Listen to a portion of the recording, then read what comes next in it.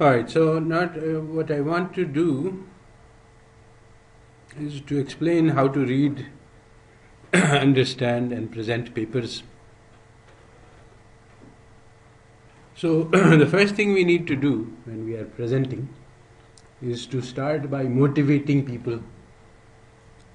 What will you gain if you listen to this presentation? So, there should be some prize that they are offered to pay attention, otherwise, they will be playing with their mobiles and not paying any attention to you. So, if some teacher comes in and he presents, reads from the textbook, then you will say, what's the value added? I can read the textbook myself. So, that's not a good way. So, if you are presenting a paper, you have to understand not just the surface, which is just the cut and paste of the paragraphs of the paper, but why this paper was written. What problem does it solve? You have to go, actually all of these things are written in the paper, but you have to isolate what is important and what is not. You have to value the time of your audience, not just pick out the important things and present that instead of just mentioning everything that is written in the paper without understanding. You have to explain the concepts behind the paper, not the details, because actually in a typical presentation, if you are having 20 minutes or 30 minutes, you will not be able to derive the formulas. And so you want to give the idea of what is in the paper without getting wrapped up in the technical details. So here is the rate filing policies. Alright, so this is just a name, that's a complicated name. Alright, now this is a good try, efficient allocation of resources, but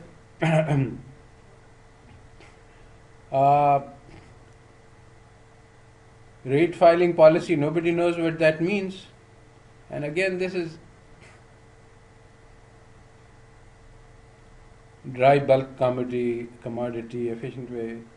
The goal is correct. You should be trying to explain the purpose, but the execution is botched. Nobody could understand what this means. And even if you understand what it means, okay, we want to learn about in the USA Mississippi River, there was some dispute about how the barges should charge rates, and who cares? Why should I worry about this? It doesn't seem to have any relevance to me.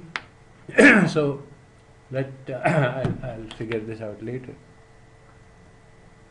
So we have to look at what's happening in the course. According to economic theory, and according to the theory, especially if you're presenting to your fellow economic students, then you tell them you have to relate to what they know. So if you're talking to and this is what I would like you to do, you are learning things which are not known to your fellow students, whether they are here or in Qaid-e-Azam or in any other PhD program. They are being taught different things. So you have to learn to talk to them. And look, we have learned the supply and demand theory, and according to this theory, if we are marketing a service, then there is a supply and demand equilibrium. Now, the thing is that in the supply and demand equilibrium, the prices are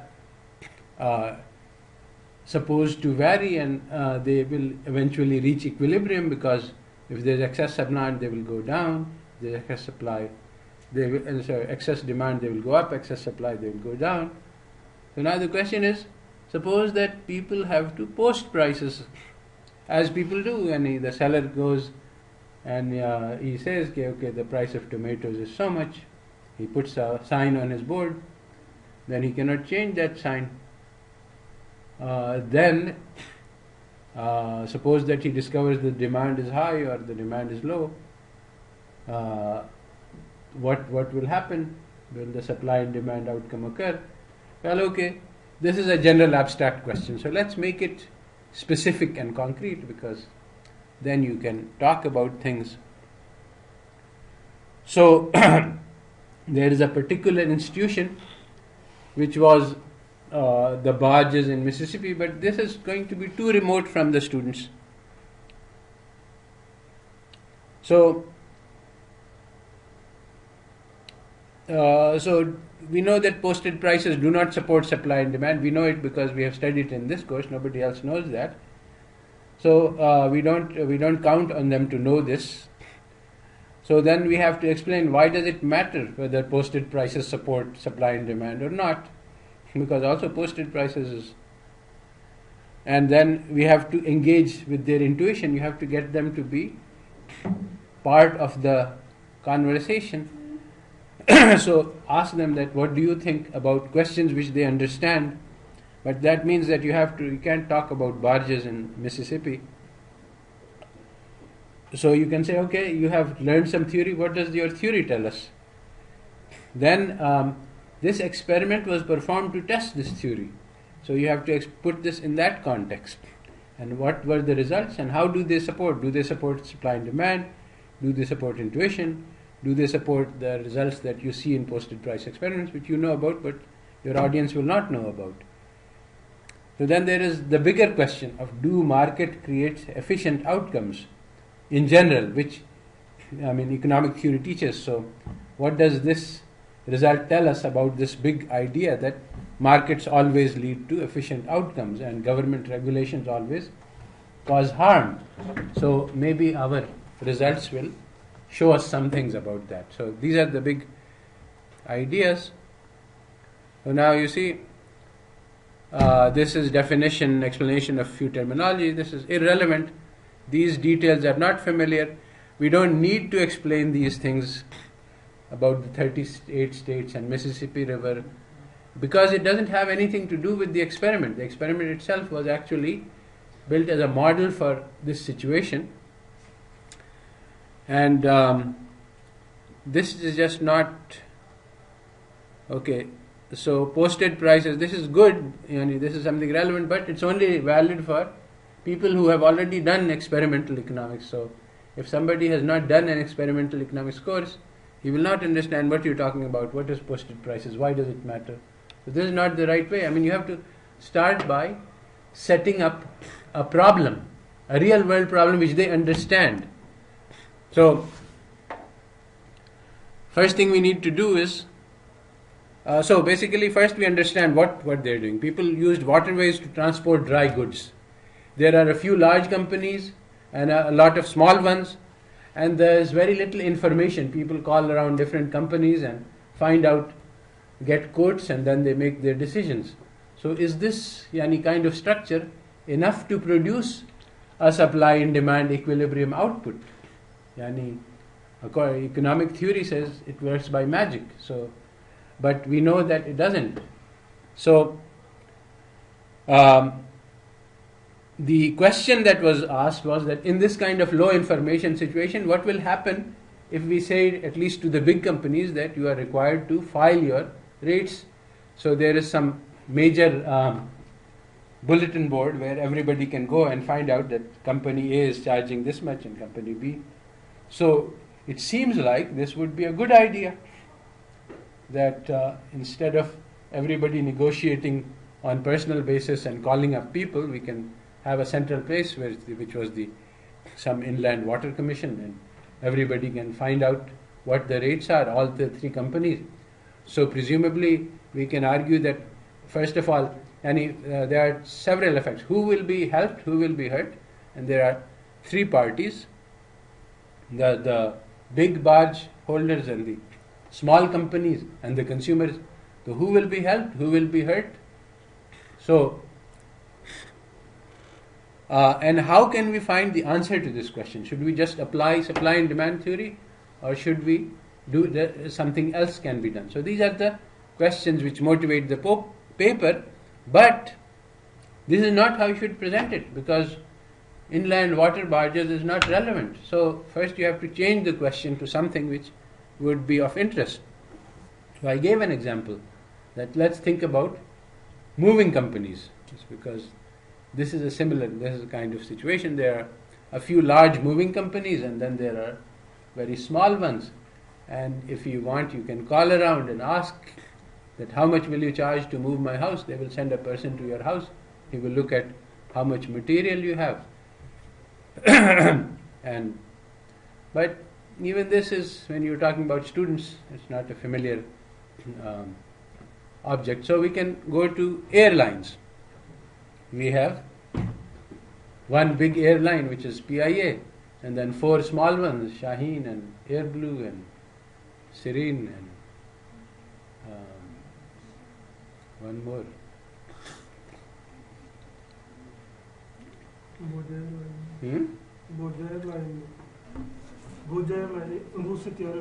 Bhuja, sure. So anyway, so the question is this a competitive market? Yani, is the price equal to marginal cost, or is somebody charging monopoly prices?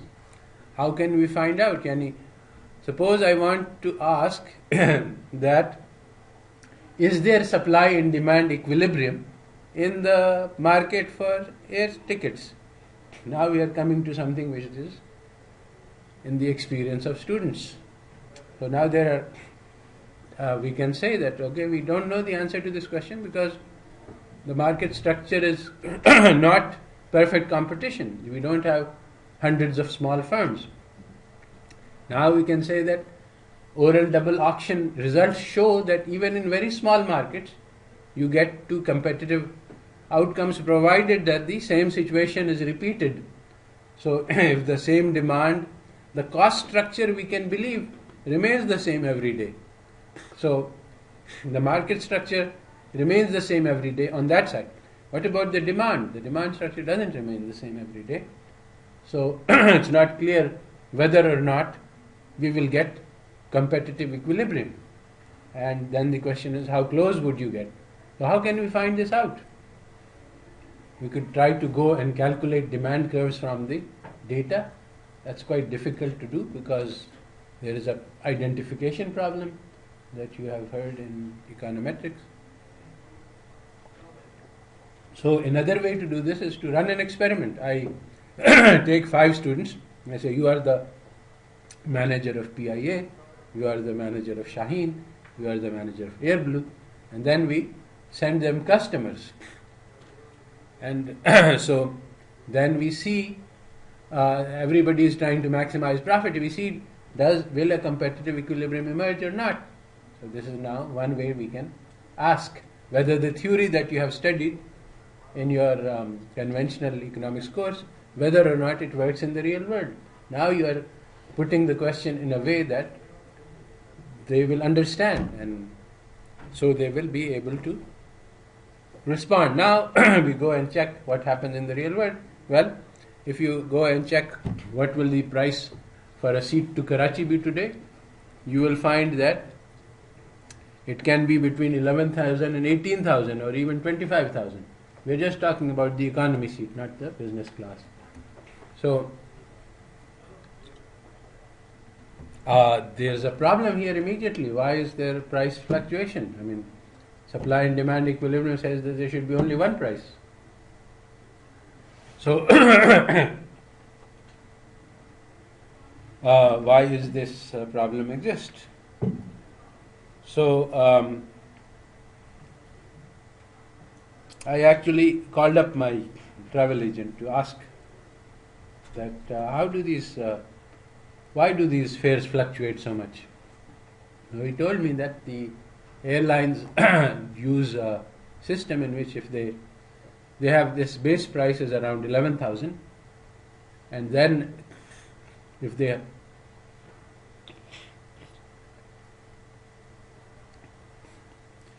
get about 40% of the aircraft is filled, then they raise the price by 1,000, and if it goes up to 60% of the seats, then they raise the price by another 1,000.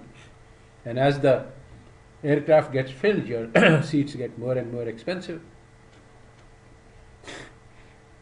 So again, this is a system. Is it a good system? Is it a bad system? Does it help? Does it create efficiency? Does it lower efficiency? How does it match the supply and demand? These are all questions which You can ask, and you will not find any answers in economics, because this is not the type of simple problem that's studied. So suppose we ignore those things because those are too complicated for the moment, and we say that, okay, suppose we require, actually to make this into the barge problem, you would need not one major airline but 4 or 5 major airlines. And so suppose we imagine that there are 4 or 5 major airlines, like there are in China and other big countries. And otherwise you have this same situation, that you call up your travel agent and I say I want a seat for Karachi for tomorrow. So he will call up all 5 airlines and he will find out, because there's no known price and every prices keep changing all the time. If I call in the morning, it will be a different price, and if call in the afternoon, it will be a different price, and all 5 prices are changing. So suppose that instead of allowing the airlines to do this, we say that at least all the major airlines or all airlines have to post their prices in advance. They can't be opportunistic. They can't say, okay, this plane is filling up, so we'll jack up the price. According to our economic theory, price should equal marginal cost. So if the cost is fixed, then they should not be able to change. They're just exploiting the consumers by this differential pricing. So as long as their cost is fixed, then they should charge the same price to all the consumers.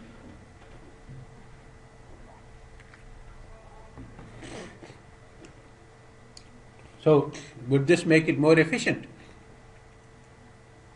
Suppose we ask them to post the prices, all of the major airlines. Will it help the consumer? Offhand, it seems like it would. Would it help or hurt the smaller airlines? Well, it's hard to say. If we just ask the big companies to post the prices, then it should help the smaller airlines, because they can negotiate beneficial. They know what the other people are doing, so they can adjust their strategies. But so what will the effects be? We can't answer this question using economic theory. This is the motivation point to discuss when you deal with economics students, because they don't know the answers. So you have to engage them that you have been taught a theory, but does this theory work in practice? Now, according to economists, there is no way to find out. I mean, we only have theory, because the data you can not use to estimate these demand curves without making very strong assumptions. So you don't really get the answers that you want. So here, if we run an experiment, we can find an answer. So basically, then you go back to the paper and you say that similar situation arose in the barge industry, where there was this market where there was a very random, anybody could call anybody and get any price. And so the barge companies said that, let us create a rule where you have to announce your prices and you have to file your rates, and then if you are going to change, you have to announce it 1 month in advance. You have to file that, okay, I plan to change my rates, and from May 1st my rate will be so and so. So is this a measure that will help the consumers, or is this a measure that will help the barge companies? So how do we find out? Well, what they did was that in Caltech they conducted an experiment. They created a replica of the model. They tried to imitate the cost structure of the barge industry, and they tried to imitate the demand structure that was usual. And then they said, okay, let's run the market with posted prices, where the barge companies have to announce their prices and they cannot change without advance warning. And let's run another market in which they are allowed to negotiate prices just like the normal prices. Anybody can call anybody and find out, and when they receive the phone call, they can decide the price at that time. So this is the negotiated prices, because there's no posted prices. You can decide, if you think that this guy is a fat cat, I'll charge him more, and so on. So now, before, so you see, if you have this Uber, they have this surge pricing, where if you get a lot of calls, then you hike the price. So again, is this good or bad? The travel agent said that all of the airlines have bottom price at around 11,500, and he when I talked to him last night, he said that I think the PIA is preventing the smaller airlines from giving discounts, because the smaller airlines try to capture traffic from PIA by giving discounts, but apparently these days all of them are pricing at the same low price. Why is that? So we don't know, but we can run some experiments to find out.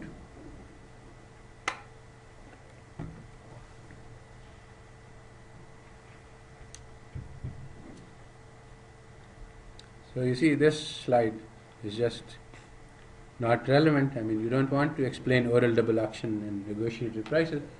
I mean, this is already enough. Well, in the experiment it is used, negotiated prices, so you can explain that negotiated prices is your normal mode, that you call up your company and you ask what the price is, or you call up your travel agent. So now, so this aim of study, no one will understand this statement. All of these details, they are irrelevant. 33 parchments and $80 and engineers and Caltech faculty and Baxter Hall and random assignment. This has no relevance to the concept that we are trying to teach. Again, some of this matters, but you should explain why it matters, when it matters, in the context. So try to explain the problem.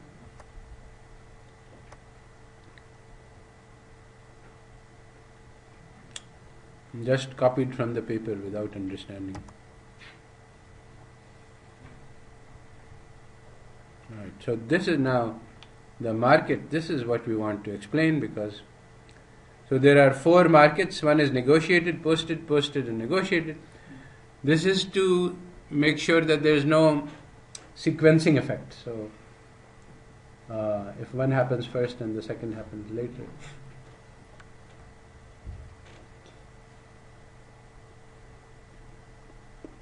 So now actually this needs to be explained much more clearly than this table.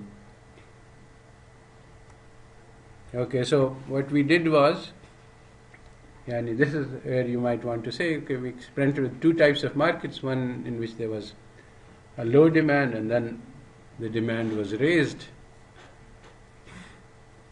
And I don't really know, I haven't studied this not recently.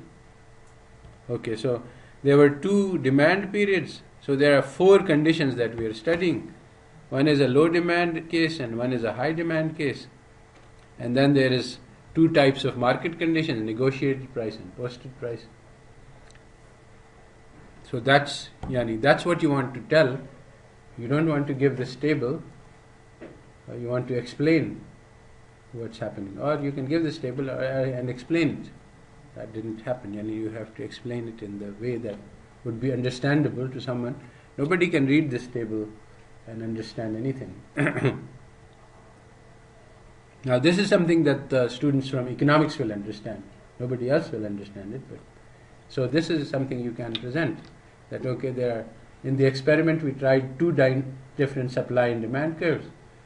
And actually, how you generate this supply and demand, that's something that is, we are all familiar with it because we have done this for a long time, but the student from economics, you would have to explain how you ensure that the supply and demand are these curves in the experiment. That might take some time to explain. Okay, all of this is just gobbledygook. Nobody can understand anything from this.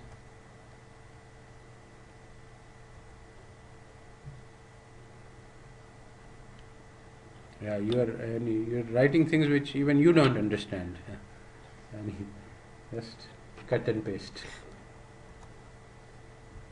All of this is irrelevant. 70% and 35% excluding Pacific Coast. What is this? This is completely meaningless. More cut and paste without understanding. Okay, this transformation, this is not really relevant. All you need to say is, one subject equal 4 form. You're saying that in the market, in the experiment, we tried to replicate the conditions of the market. That's all you want to say.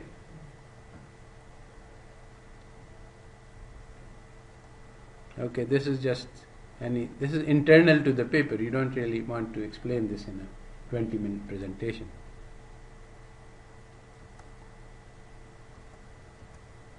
This is all irrelevant stuff.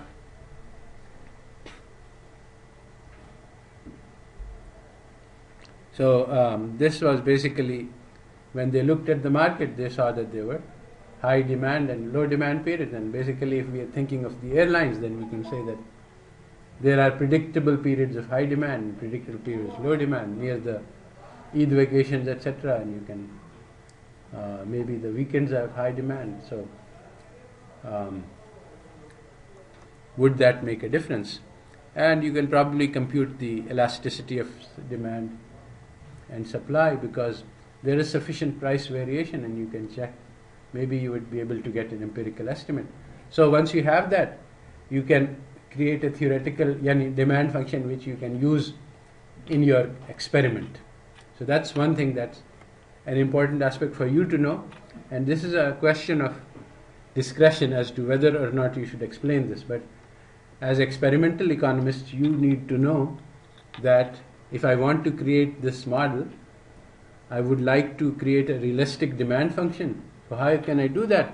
Well, I could get the data, real data on daily flights, kitna PIA mein, how many passengers are going, what the prices are charged. And once I have the data, and this data is available, then you can see as the price fluctuates, how much, whether or not there is an effect. There are standard econometric methods for supply and demand estimation from which you could get some estimate of the supply curve and the demand curve, and then you could implement it in your experiments to claim that I have a realistic experiment. But this may not be worth explaining in a short period of time to a class which does not know much about experimental technique. Okay, so these are the results. Posted prices hurt small traders and negotiate price helps strong. Now,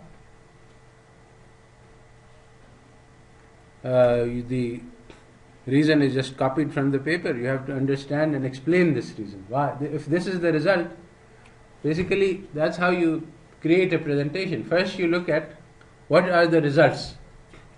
So you find that quite surprisingly, posted prices benefit the large companies, and they hurt the consumers and they hurt the small companies. So now you have to explain why this happens. And so basically it turns out that, contrary to what one might expect, the posted prices create the possibility for collusion. So you just post a price, you announce your signal. Suppose that the four of us want to collude, but we don't want to, and we don't trust each other even, and we can't sit down at the table. Actually, you haven't played this oligopoly game, which we plan to do later on. So in the oligopoly game, it's like a prisoner's dilemma. There are 4 or 5 companies, and if they all charge a common monopoly price, all of them, socially, they maximize their joint profits. But at that level, so what I did in the game, which I have played in some other classes, is that the 4 companies come together and they decide to negotiate, and they agree that, okay, we will all charge commonly. There can be 2 prices, high and low. So if they all agree to charge high prices, they will make low sales, and they will maximize the aggregate profit of all the group. But at this common strategy of high prices, if one of them charges low, he will attract more customers and he will make more profits than all of the others. So just like the prisoner's dilemma, if all of them cooperate, they all maximize joint profits, but everyone has the incentive to betray. So now, in this experiment, all four people negotiate and they say, okay, we will all agree to charge high. And then they go back and they make their decision and they're not bound by their agreement. So now what I said was, so now what we observe is that this often breaks down. Somebody decides to cheat and offer low. And once one person cheats, then all of the other people agree. So this is the standard theory of how cartels fail.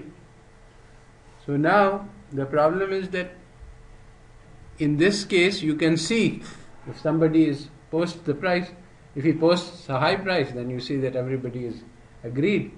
If somebody says that, okay, I'm going to lower my price next month, then everybody else can say, okay, I'm also going to lower my price. So he cannot make a sneak attack, which is what is required. If everybody lowers prices, everybody loses.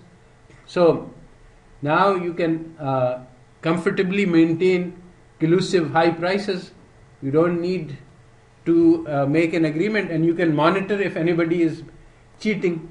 That is the biggest problem in cartels, that people cheat. Now when you have individual negotiations, then people can cheat because you don't observe what's happening. And also there was another issue of price discounting. Can you offer a discount? Yes, if you offer a discount over the price, again you can achieve similar results. So basically, quite contrary to what one would believe and what intuition would tell, and what supply and demand theory says, the institution of posted prices allows the big barge companies to collude. Now it turns out that the lower barge companies have higher costs, and so when there is less information, they can make sales. But in this kind of posted prices situation, the big barge companies can set the prices at a level which prevents them from competing very effectively. And now since everybody knows the price, so they won't accept a high offer from the lower barge companies. So the consumers are hurt, the small barge companies are hurt, and the big barge companies are helped. So now if we apply this to this market in PIA, then we see that even though it seems like it would be a good idea, well, here I don't know, because here we don't have this monopoly collusion issue. So then the issue is that how can we find out what will happen? Well, we can run experiments on this. We can run experiments that, okay, you have one big PIA, you have 4 small airlines, and you have randomly fluctuating demand. And now let us see which kind of environment you can give costs to these people, and you can go and find out what the costs are. And you can run the experiments and you can find out whether the lower price companies, the small companies would offer discounts, whether the PIA can take advantage of its monopoly position and to what extent, and so on. You'll have to give different capacities to different carriers, and you will be able to get results. And this is something you can find out from running experiments. You cannot find out from economic theory. Economic theory gives no answer to these questions. Even if you set it up in the so-called oligopoly model, where you do have leader-follower, Bertrand competition, this, that, and the other, Stackelberg equilibrium, you don't know which one of these applies.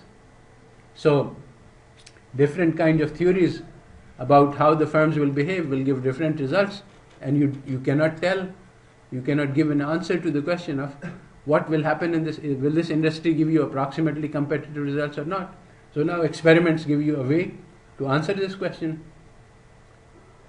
Right?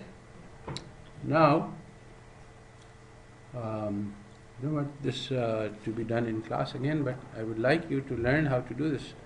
So maybe present to each other. I think that the one group which presented the paper, I don't know, even the group which was presenting didn't understand the paper, so it's hard to believe that the other students would have understood.